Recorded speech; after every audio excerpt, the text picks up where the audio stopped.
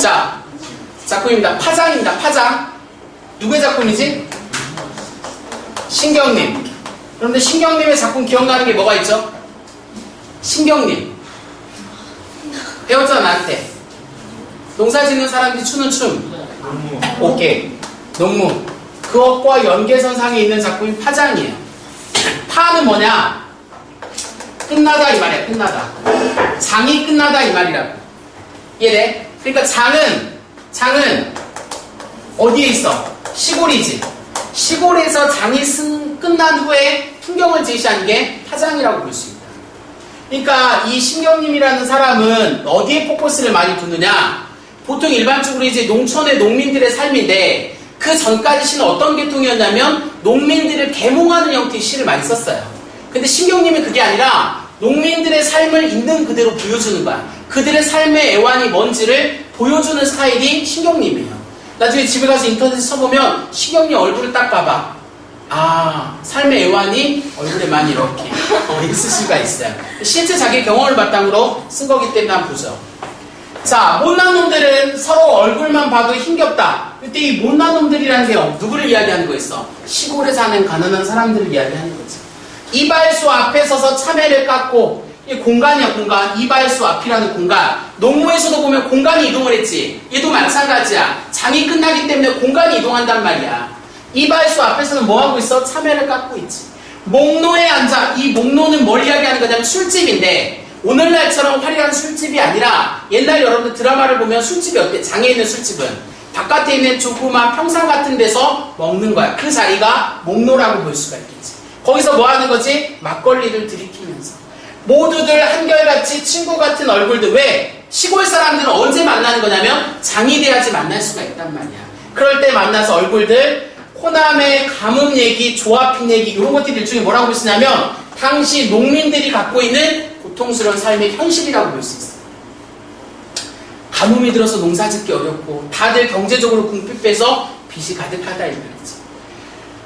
약장수 기타 소리에 발장단을 치다 보면 왜 이렇게 자꾸만 서울이 그리워지나? 이 서울이 그리워지나를 통해서 뭘 제시하는 거냐? 당시 농촌의 고달픔을 이야기하는 거야.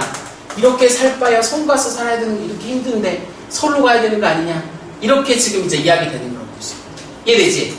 그대로 갑니다. 자, 어디를 들어갔다. 어디를 들어가 섰다라도 버릴까? 주머니를 털어 새색집에 들어갈까? 여기 이제 섰다는 말 도박이야. 술을 마실까? 얘네들은 지금 뭐 하고 있냐면 이러한 고달픈 삶 속에서 삶에 뭘 느끼고 있는 거냐면 방황을 하고 있다 이 말이야.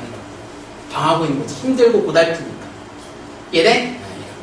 저 섰다는 도박이야. 도박의 일종인데 이런 것들 하는 거지. 술집에 가서 술을 마실까? 도박이나 할까? 그만큼 이제 일탈할 만큼 삶이 고달프다고 볼 수가 있겠지. 이렇게. 됐죠? 자, 그 다음 넘어갑니다. 뒤에 봐.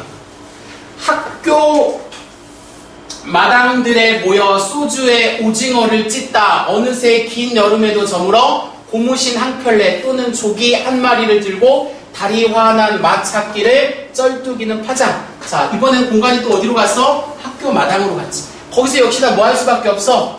소주 마실 수밖에 없지. 삶의 고단함이지. 술을 통해서.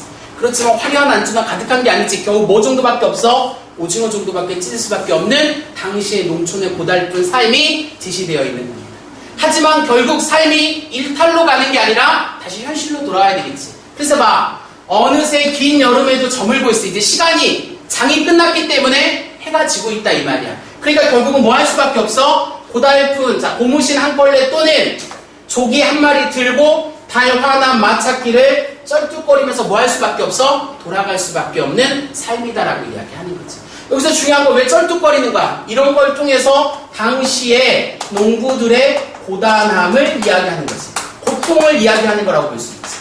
자, 여기서 쩔뚝거리는 게 힘들어서 쩔뚝거릴 수도 있고 술을 마셔서 쩔뚝거릴 수도 있다 이 말이지. 그렇게 장이 끝나고 돌아가는 농민들의 삶을 사실적으로 제시하는 게 파장이라는 작품이 되는 거지.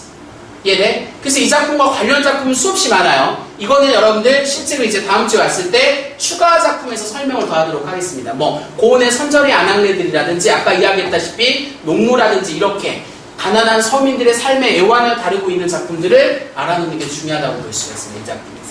오케이? 자, 그 다음에 이제 하나 더 있어요. 여기 정리합시다. 자, 내용을 보게 되면 여기서는 특징이 뭐라고 볼 수 있냐면 향토적인 속성을 바탕으로 궁핍한 농민의 현실과 농민들의 삶의 애환을 다루고 있는 게 이 작품의 특징이라고 할 수가 있다. 이해되지? 사실적으로 드러낸다. 사실적으로. 꾸며낸 게 아니라 있는 그대로의 형태를 드러내는 거라고 할 수가 있죠. 됐어요? 자, 그 다음에 여러분들 하나만 더 합시다. 이렇게 하면 이제 이과는 시험범위에 해당되는 설명이 끝났는데 264의 청포도예요. 청포도. 자, 이 작품과 연계해서 한번 보도록 하겠습니다. 264의 청포도인데, 자, 264는 일제 식민지에 활동했던 대표적인 저항신이라고 볼 수 있는데, 이 사람이 청포도라는 시를 통해서 뭘 이야기하는지 한번 보도록 하죠. 자, 내 고장 7월은 청포도가 익어가는 시절이야. 그러니까 내 고장은 청포도가 지금 익어간다 이 말이지. 이 마을 전설이, 이때 이 마을 전설은 청포도를 이야기하는 거지. 주저리 열리고 있다 이 말이야. 맺히고 있다. 먼데 하늘이 꿈꾸며 알알이 들어와 박혀. 그러니까 이 청포도는 이러한 것들을 다 담고 있는 거라고 볼 수 있지. 그냥 청포도가 자라는 게 아니라 그 청포도 안에 마을의 전설과 이러한 꿈들이 함께 커가고 있다라는 걸 이야기하는 거라고. 이해돼? 그러면서 봐. 하늘 밑 푸른 바다가 가슴을 열고 흰 돛담배가 곱게 밀려서 오면, 자, 여기서 색깔이 나와 있어요. 푸른 바다에 흰 돛담배가 색채 대비를 통해서 돛담배가 곱게 밀려서 오면은 뭔가 기쁜 소식을 주기 위해서 누군가가 온다라고 볼 수가 있겠지. 자, 그럼 한번 뒤에 보자고. 뒤 내용이 어떻게 연결되는 거냐? 내가 말하는 손님은, 이때 이 내가 말하는 손님이 바로 누가 되겠습니까? 일제 식민지의 상황이라고 한다면 이 손님은 조국에 대한 뭐라고 할 수 있지? 광복이라고 볼 수가 있겠지. 고달픈 몸으로 청포를 입고, 어떻게 이때 청포라는 건 깨끗한 거지. 이런 걸 입고 찾아온다고 했으니 지금 온 게 아니야. 온 게 아니라고. 그가 온다고 했으니 얘는 뭘 갖고 있냐면 어떠한 확신의 믿음을 갖고 있어요. 믿음을. 했으니 이렇게 되는 거지. 내 그를 맞아 이 포도를 다 따먹으면 두 손을 한푹 적셔도 좋으련. 여기 일종의 뭐라고 볼 수 있냐면 희생하겠다라는 거지. 맞이할 준비를 하겠다라는 겁니다. 아이야 우리 식탁의 은쟁반에 하얀 모신수건을 마련해 두렴 이라고 볼 수 있겠지. 누구를 맞이할? 손님을 맞이할 이런 걸 준비해 두렴. 순수한 마음을 통해 조국 강국에 대한 강한 염원을 이야기하는 건데, 이게 왜 염원이냐? 잠깐 264 이야기를 하면서 정리하도록 하겠습니다. 이 264라는 사람이, 잘 보세요. 이 264라는 사람이 저항시의 대표적인 작가인데, 자, 저항이라는 거 무턱대고 할 수 있는 게 아니야. 나름대로 근거가 있어야지 저항을 한단 말이지. 그러니까 여러분들이 선생님한테 저항을 한다, 친구한테 저항을 한다, 힘 있는 사람한테 저항을 한다. 나름대로 뭔가 있어야 되는 거지. 지나가고 있는데 깡패가 있어요. 깡패가 나쁜 짓을 하고 있지? 거기에 대해서 그러지 말라고 이야기하면은 당연히 내가 뭐 하겠어? 위협에 놓일 거 아니야.